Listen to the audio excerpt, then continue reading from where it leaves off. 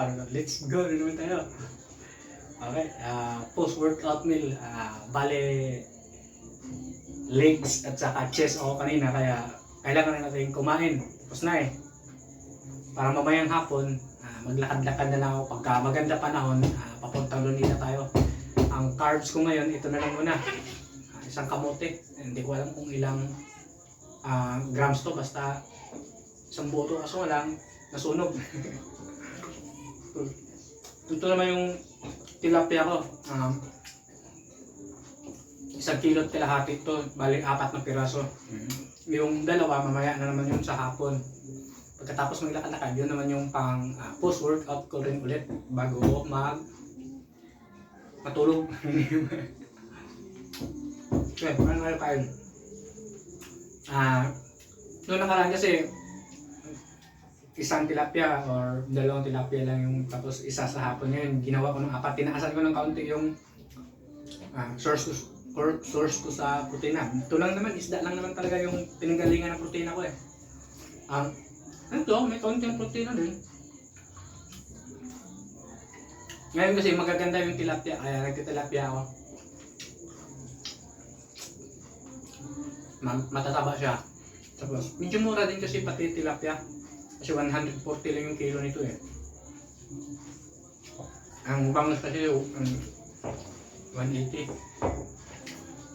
Meron din tayo natipid na, parang wala. Kasi kung 1 kilong bangus din yung bilhin ko, 180. Ito, 190 rin kasi lahat to eh. 1 kilo tilapia, puro mas marami to.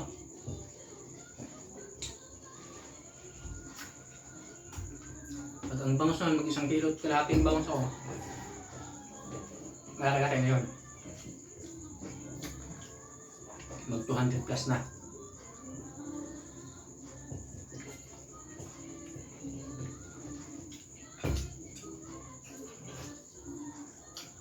Yun lang talaga yung mahirap sa tilapia kasi kailangan mag-ingat.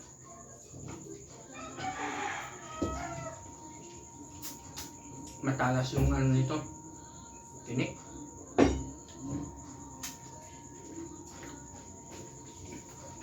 Hindi gaya sa bangus na pwede rin barbarahin yung bangus, malambot yung tinik.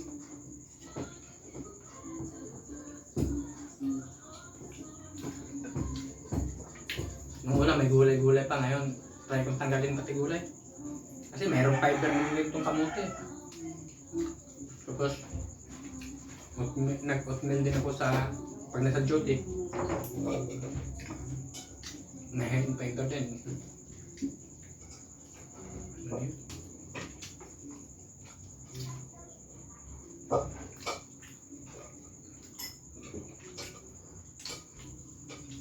Try natin itong hanggang ilang linggo yung kaya ng katawan na ganitong kababang carbs.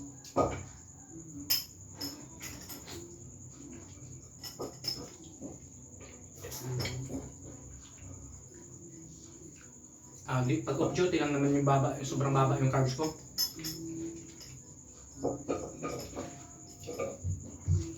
Pag naka-duty naman kasi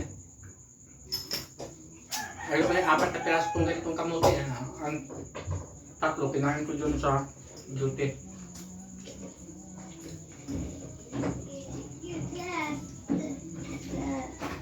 Tapos oatmeal, hindi ko rin tinimbang kung ilan grams yung oatmeal, basta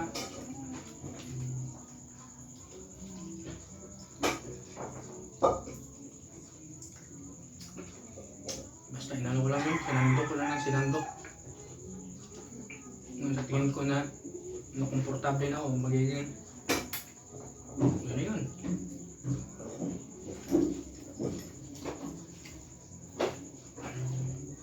Ganun naman man ako, simula umpisa, ganun lang naman ginagawa ko.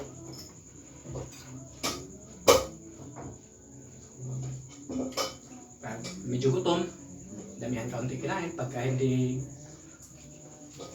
ganun kagutom, baka kaunti kinain.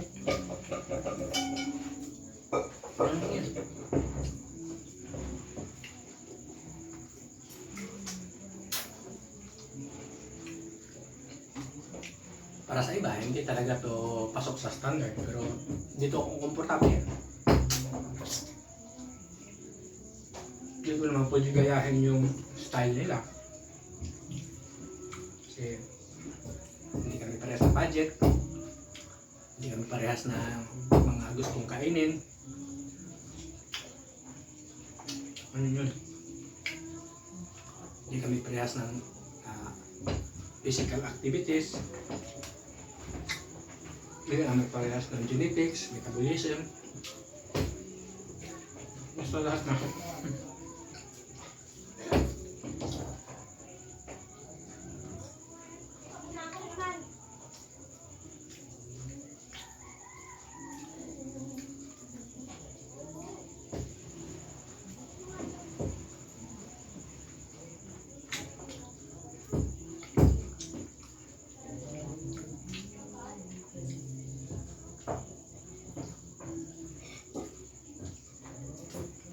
Sabi ko, parang walang special na diet. Mga lahat ng diet na naisipan mo gawin mo ng tuloy-tuloy. Katagalan, makikita mo rin resulta. Wala naman talagang try mo ngayon, kaya bukasan resulta. Wala. Walang ganun.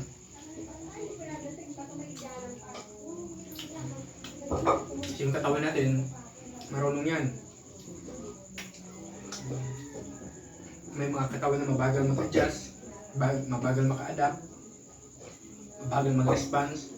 May mga iba namang mabilis. Kaya, ganyan. Pero huwag kayo maniwala, chismis lang yan. May masabi lang. Pwede totoo, pwede hindi. Basta yun yan. Ano may sinasabi ko, hindi ko naman sinasabi, paniwalaan nyo ako. Basta sinasabi ko lang yung nasa isip ko. Ako yung mga ginagawa ko.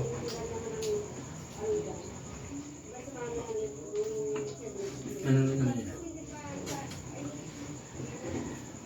Ayoko naman kayong kumbinsihin na mas maganda itong ganitong diet or parahan o ano.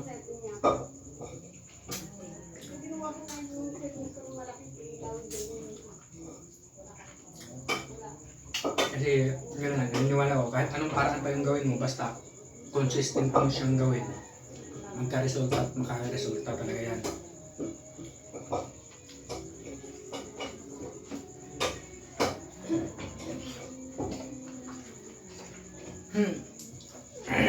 Pag-uobo ka,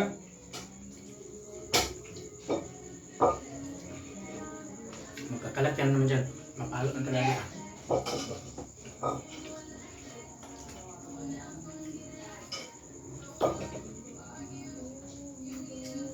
Ang target ko nga, 1 kilo isang buwan. Nag-start ako 69 noong January. Ngayon 60 kilos na eh. Ilang buwan pa lang, 6. Parang lumagpas nga ako sa target ko na puta eh. Kasi 1 kilo isang buwan. Dapat nasa 62 pa lang ako ngayon kung nakuha ko yung target ko. Kaya lumagpas ako. Ayan mo na.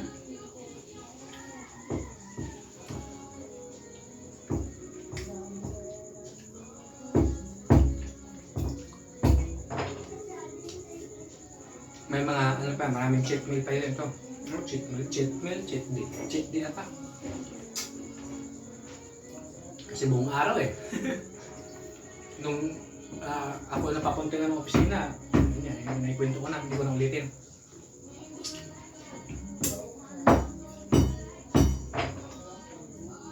Papakain ako ng lutong kantin. Almusal at saka tanghalian.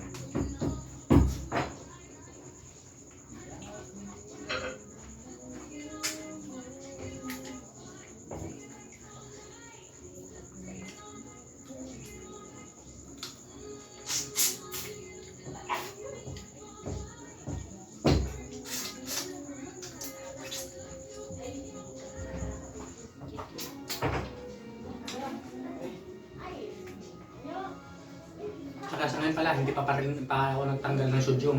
Kaya pa rin, nagka-asin pa rin ako.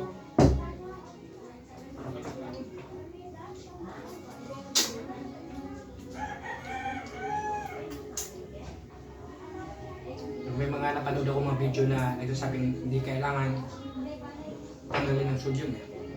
Pwede bawasan.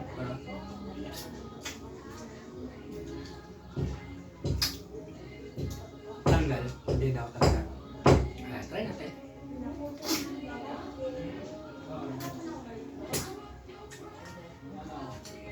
Masarap naman kumain talaga kung may konting lasa.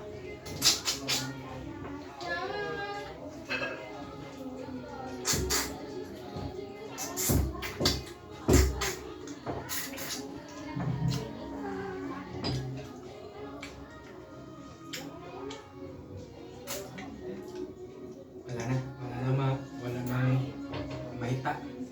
Sabaw na lang. Ay, nandito yung taba.